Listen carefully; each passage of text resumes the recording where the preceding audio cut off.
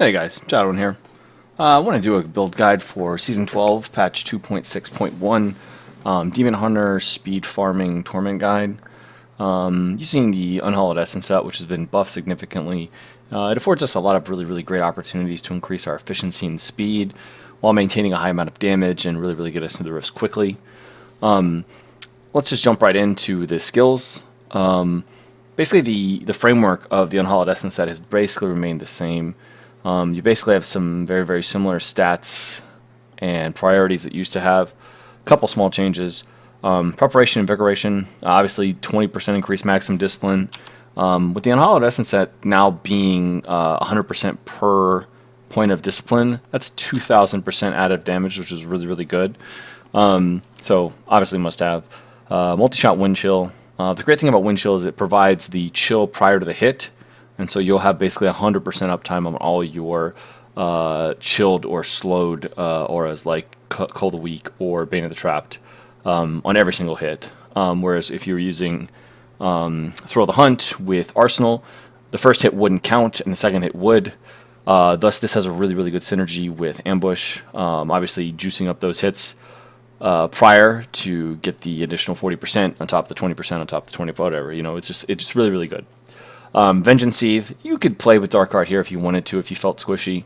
I tend to like Seethe because I like to be like overly dramatic with my multi-shot spamming, but if you can control your multi-shot spam, Dark Art's just fine if you're having a problem surviving. I just prefer Seethe myself. Either one works fine. Tumble, Vault, absolutely must have with Pride's Fall. It really makes jumping around really quick and easy, and really gives you a high amount of movement and mobility without using a bunch of discipline, which is going to lower your damage. That leaves you two skills, which are basically interchangeable. I typically run with Wolf Companion, but you could run with a couple other ones, like Boar if you were feeling a little squishy. Ferret would be the go-to, but that 10% movement doesn't actually stack. There's not really a whole lot of other things you can fit into the build that are actually going to be beneficial to you. You could run with a Generator if you really wanted to. I just think that you're going to want to run with a Companion. I think Wolf ends up being like the best choice. You have about a 40% uptime on a 15% increase, which is really good over the course of a rift. The last skill is completely up to anyone who wants to use it. This is the typical Generator slot that I took out because you don't really need one. And realistically, if you look through all the talents available, outside of a Generator, there's nothing really that you could use. I mean, maybe Smokescreen, but I just don't see you using it. It costs too much discipline. I just think that Fan and Knives Bladed Armor just gives you a little bit extra toughness for basically nothing. You can put it on autocast. Really helps. That's what I would suggest as your setup. For passives, you definitely want to run for the optimized build, which might take you a little while. You definitely want to run with a Hellfire. My Hellfire has Cold the Weak. If you don't have a Hellfire, if you roll like some kind of really GG like Cold, 99% crit hit damage, 10% crit, then just drop Hot Pursuit and put Call the Weak in here. It's fine. Hot Pursuit is like the one out of all these you could actually drop out and not really see a huge amount of efficiency loss. But if you can keep it, definitely, because it's a little bit more movement. Tactical Advantage, Ambush, Blood Vengeance, absolutely unmissable. You could run, I guess, Steady Aim instead of Call the Weak. I just feel like Call the Weak is going to have like 100% uptime almost. And while Steady Aim will have a high uptime, it won't be as high as Call the Weak. So I would say go with Call the Weak. In this build, we're not going to run with Awareness because you should be able to survive. And if you're surviving, basically taking Awareness is like not taking a talent. I definitely suggest people get really good at playing the spec to where they can bounce around and stay alive the entire time. If you feel like you want to take some extra toughness, there are some other options. I've seen some people taking Ballistics. In my opinion, for speed farming, it's not a good choice. 99.9% of your damage is going to come from multi-shot anyway, and like gearing towards this ballistic thing is just irrelevant. I think for speed farming, might be a thing for GR pushing, but for speed farming, I wouldn't use it. The other three, like I said, Blood Vengeance 100%, Ambush 100%, Tactical Advantage 100%. Okay. In terms of the gear is very similar to the old speed farming builds. All I did was kind of move a couple things around to kind of facilitate Stone of Jordan because it's so good now, and Pride's Fall while getting Warzeshian Arm Guards. So to accomplish that, basically what we did was we put in Ring of Royal Grandeur. so we can wear Pride's Fall, and we have 5-piece UB. And that allows us to wear Avarice Band and Stone Jordan. We'll get to Stone Jordan in a second. And then basically you keep positions for the extra movement speed when you hit stuff. And obviously as multi-shot, you're going to hit everything on the screen. And then you can cube Nemesis. If you have a great Nemesis, just cube the Warzeshian and wear the Nemesis. It really doesn't matter. You cube one, wear the other one. Don's obviously always going to be in here. And so you have this very, very stringent set of pieces that you have to wear to make this build work properly. And basically you have the 5-piece UE, you have the helm, you have Avarice Band and SOJ, you have Yang's and Deadman's Legacy. So you basically only have 2 items that are like actually switchable, in my opinion. I wear Crom's buff belt just because of the movement speed on it. You could wear a number of things in this slot. You could wear a Witching Hour.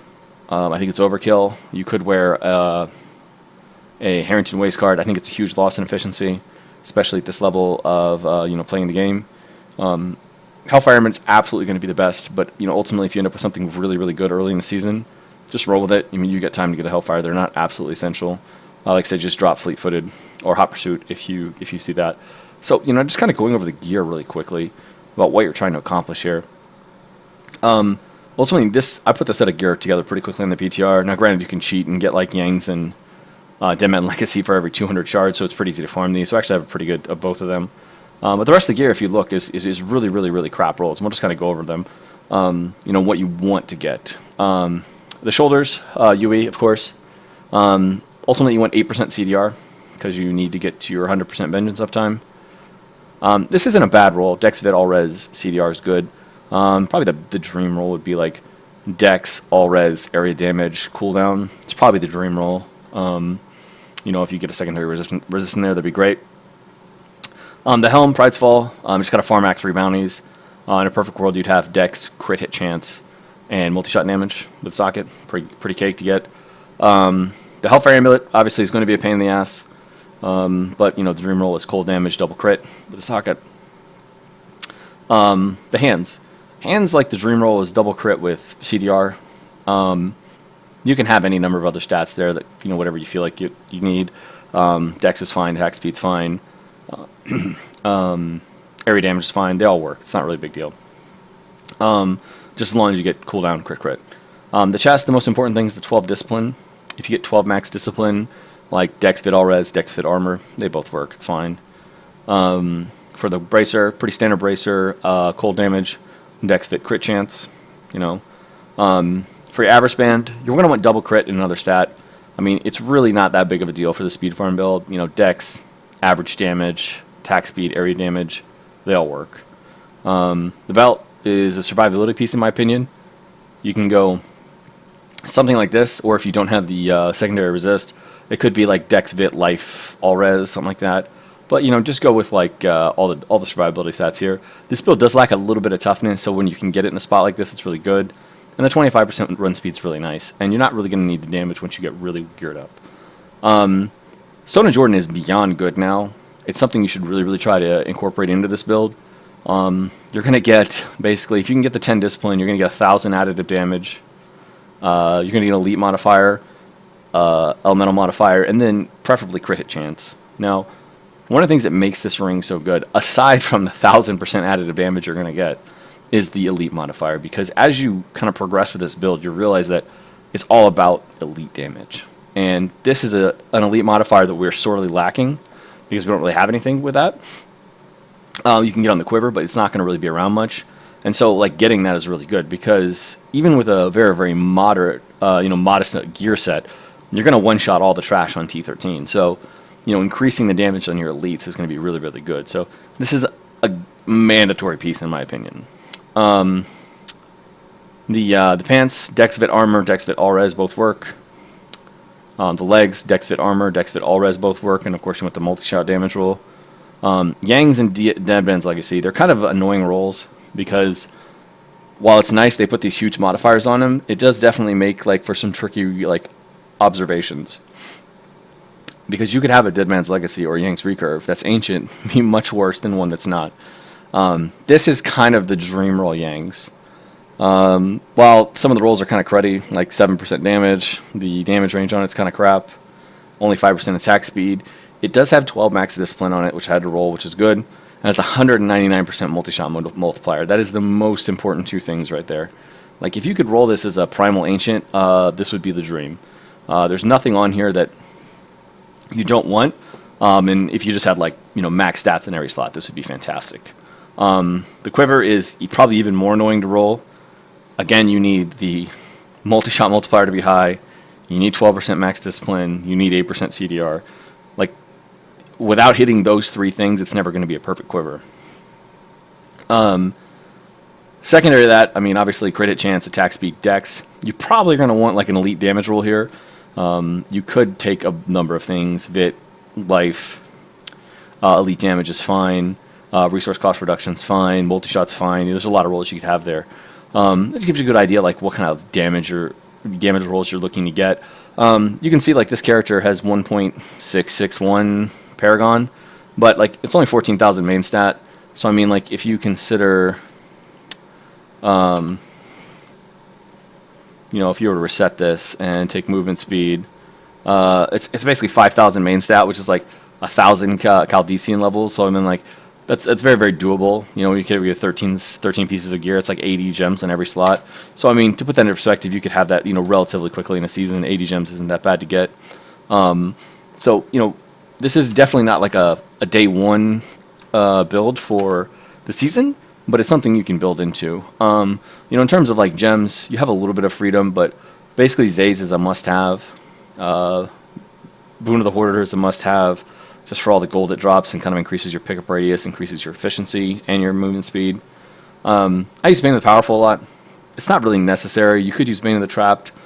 The only thing is Bane of the Powerful is just as good as like a level 60 or 65 Bane of the Trap, maybe even 70, because it's 35% on elites and it reduces damage. So again, increasing your damage in white trash doesn't do anything for you. Increasing your damage against elites is important. So I mean, by all means, once you get a really high level Bane of the Trapped, go ahead and throw it on there. But before that, I mean, the 15% reduced damage to elites also not nothing. It is something. So, here's just a quick T13 run. Again, I basically have three pieces of ancient gear, not one Chaldean, and basically nothing really optimized or rolled really well. And I'm going to show you just how quickly you can get through a Torment 13 Rift with this set of gear.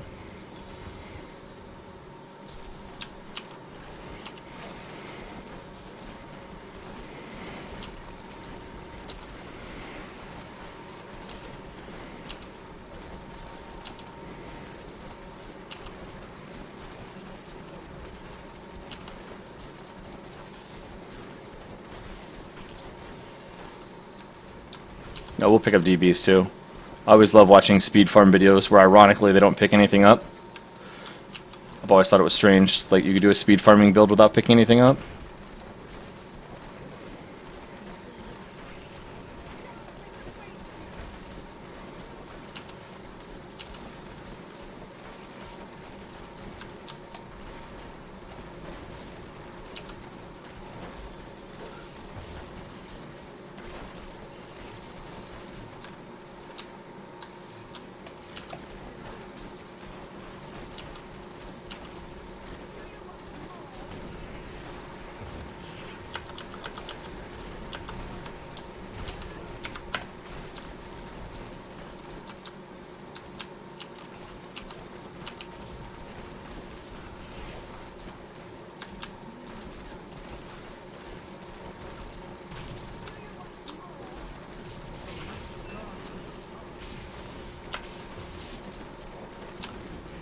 And there you go. Torment 13, not really great gear, just absolutely crushing the whole thing. I'm not really sure what the speed on that was, but I mean, it was a pretty good riff, so I mean, pretty confident we were sub 2 minutes there. And that just goes to show you, like, if you just focus on speed, the damage is there with the set already, and there's not really you need to worry about a whole lot other than, getting through it quickly. And obviously, as you get Chaldeans, you can see that took a few hits on elites. You're going to be able to maximize this build more. You're going to be able to get better damage stats. Like, I put this set of gear together in a couple hours. It just goes to show you, like, if you really, really go with the speed here, you can really, really do some great things. I will put the link to my Twitch stream down below. Please come join me for Season 12 launch. I'll be playing for about 70 hours straight. Thanks a lot for watching, man. Have a good day.